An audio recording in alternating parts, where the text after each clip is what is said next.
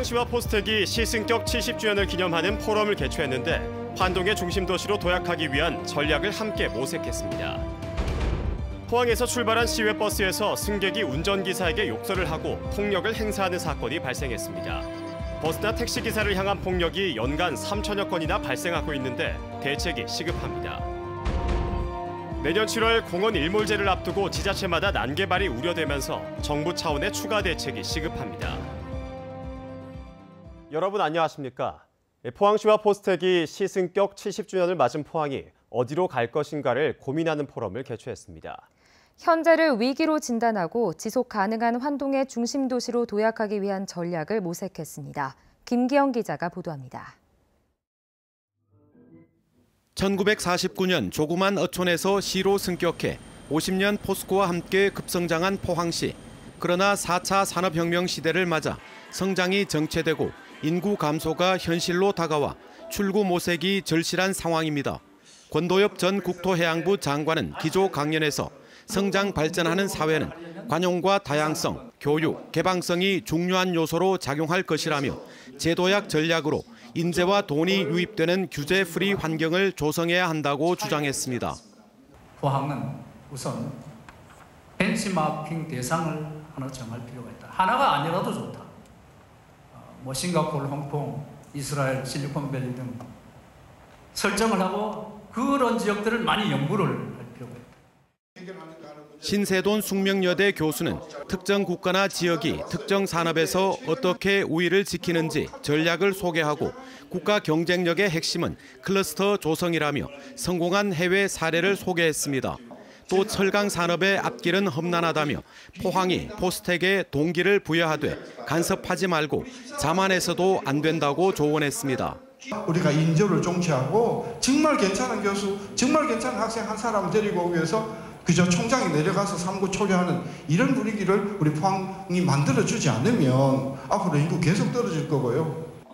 박길성 고려대 교수는 포항 21세기형 대학 도시를 상상하다는 주제로 현재 진행 중인 대학과 도시 융합의 포항 모델 구축과 리더십, 보다 전문화된 실무 조직과 협의체 구성이 필요하다고 말했습니다.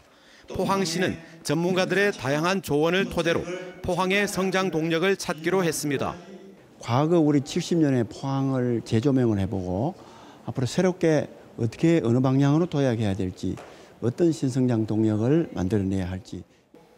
민관학이 머리를 맞대고 올해를 터닝 포인트로 지속 가능한 환동의 중심 도시로 재도약하는 원년으로 삼지 않으면 포항은 미래가 없다는 위기감이 감돌고 있습니다.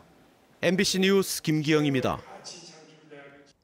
사용 후 핵연료 재검토위원회 출범과 관련해 경주시의회는 오늘 결의문을 내고 지역 주민과 사회단체를 배제한 재검토위원회는 실효성이 없다고 주장했습니다.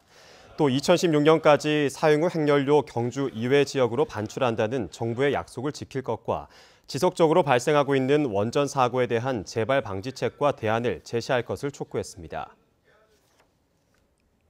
자유한국당 송원석 의원이 포항 지진과 강원 산불 피해자의 주거 지원을 위한 특별법을 대표 발의했습니다. 특별법은 피해 주민에게 3억 원 한도로 주택 복구비의 90% 이상을 지원하고 복구 기간을 이용할 공공임대주택도 우선 공급하도록 규정하고 있습니다.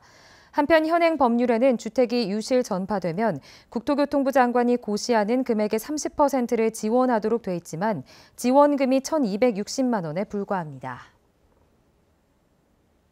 버스나 택시기사를 향한 폭력이 끊이지 않고 있습니다. 밀폐형 보호격벽을 설치하고 가해 승객을 엄벌하는 등 기사들을 지키기 위한 추가 조치가 필요해 보입니다. 이규설 기자입니다. 지난 2일 포항에서 영주까지 가는 시외버스 안, 한 남성이 운전기사의 멱살을 잡아 흔들고 욕설을 하며 주먹을 들어 위협합니다. 팔을 들어 방어해보지만 한동안 행패는 계속 이어집니다. 운행 중에 운전기사가 자신이 원하는 곳에 내려주지 않았다며 불만을 품고 행패를 부린 겁니다.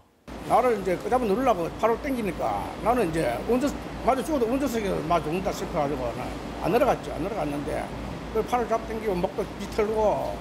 남 씨는 팔에 멍이 들고 목 등에 심한 타박상을 입었습니다. 술을 마시고 버스에 탑승한 승객들과의 크고 작은 시비도 끊이지 않고 있습니다.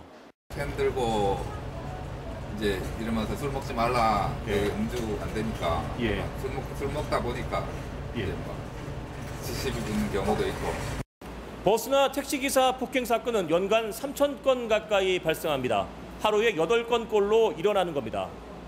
특정범죄 가중처벌법에 따라 버스나 택시기사를 때리면 처벌이 가중되지만 실제 최종 판결은 기존과 별 차이가 없는 것도 문제입니다.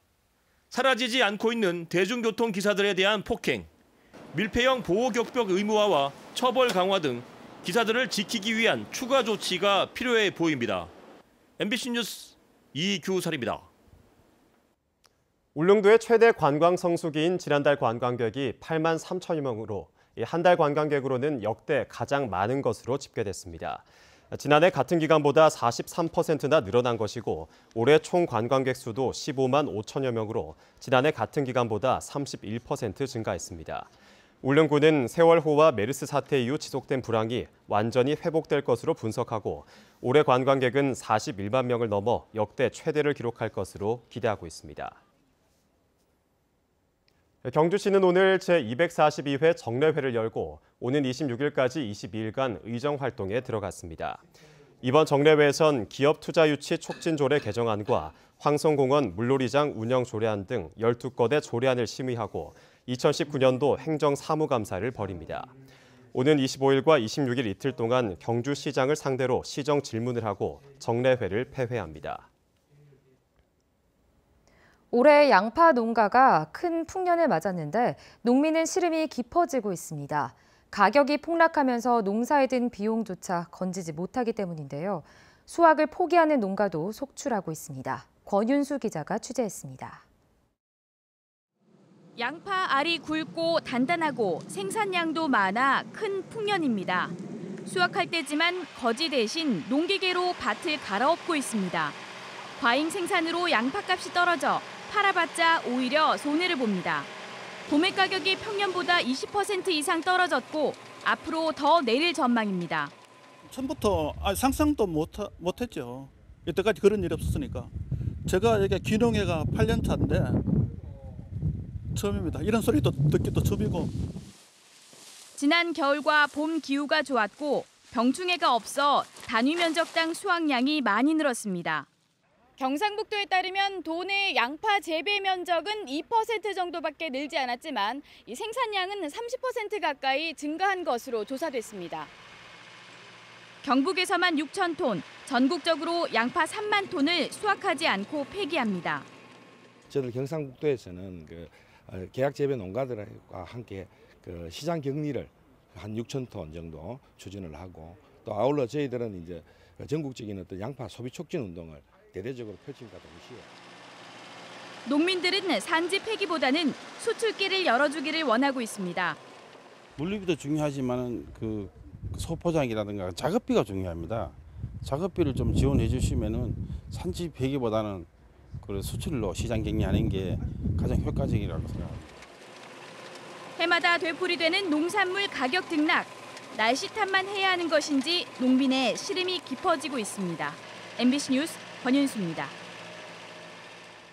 경북 소프트웨어 융합진흥센터가 과학기술정보통신부의 소프트웨어 서비스 개발 사업에 선정됐습니다.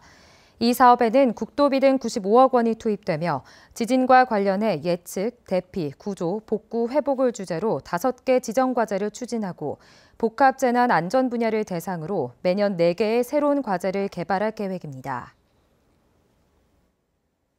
딱 1년 뒤인 내년 7월 공원 일몰제가 시행되면 그동안 묶여있는 공원 부지가 한꺼번에 풀리게 됩니다. 지방자치단체는 예산 부족으로 사실상 손을 쓸 수 없는 상황인 만큼 난개발을 막기 위해선 정부 차원의 추가 대책이 필요합니다. 한기빈 기자입니다. 내년 7월에 포항 지역에서 공원 지정이 풀리는 곳은 모두 35곳. 포항 우연동 덕수공원과 장량동 장성공원, 대잠동 양학공원 등이 포함되어 있습니다. 이들 공원터의 매입 비용은 줄잡아 1조 800억 원이나 됩니다. 지금은 1조 800억이 되지만은 향후에 그게 1조 5천억이 될 수도 있고 더 늘어날 수도 있단 말이죠. 전국 곳곳에서 포항과 비슷한 문제가 발생하자 정부는 급하게 대책을 내놓았습니다. 하지만 내용을 뜯어보면 지자체가 빚을 내 땅을 사들이고 정부는 이자만 일부 지원하는 방식이어서 반발이 터져나오고 있습니다. 지방 정부에 맡기지 말고 중앙 정부 차원에서 공격적이고 적극적인 정부의 지원 대책이 필요합니다. 정부가 최소한 공원 매입 비용의 절반은 지원해줘야 주요 공원을 지킬 수 있다는 주장도 제기되고 있습니다.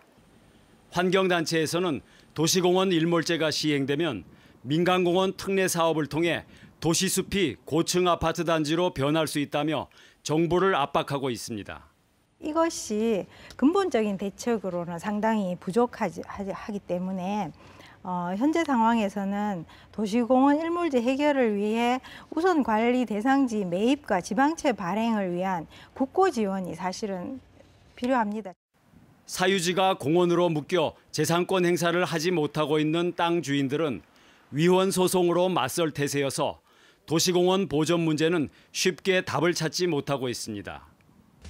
얼마나 많은 도시공원이 풀리게 되고 공원을 지킬 수 있는 방법은 없는지 알아보는 포항 MBC 시사토론 일몰제 앞둔 도시공원 보전 방법은 오늘 밤 10시 5분에 방송됩니다. MBC 뉴스 한기민입니다. 영덕군은 경북 출신 의병장인 벽산 김도연의 생애를 이야기와 그림으로 표현한 전시 패널을 선생이 순국한 영해면 대진리 도해단에 설치했습니다. 벽산 김도연 선생은 을미사변 직후 의병을 모집해 일제와 싸웠고 이후 학교를 세워 인재 양성에 힘쓰다 국권이 상실되자 망국을 개탄하는 시를 남겼으며 1914년 영덕군 영해면 대진리 앞바다에서 투신 순국했습니다. 경상북도는 치사율이 100%에 달하는 아프리카 돼지열병 유입을 차단하기 위해 총력 대응에 나섰습니다. 우선 돼지 사육 농가별로 담당관을 지정해 지도 점검을 강화하는 한편 축산농가 모임 자제와 국제 우편물 수령 금지를 당부했습니다. 또 육류 가공품 반입을 금지하는 반상회부와 다문화 가정을 위한 외국어 홍보물 5만 부를 만들어 각 가정에 나눠줬습니다. 경북 동해안은 현충일인 내일 오후부터 차차 흐려지기 시작해 밤 늦게부터 많은 양의 비가 내리겠습니다. 이번 비는 금요일까지 이어지겠고 태풍급의 강한 비바람과 함께 100mm가 넘는 물폭탄이 쏟아지겠습니다.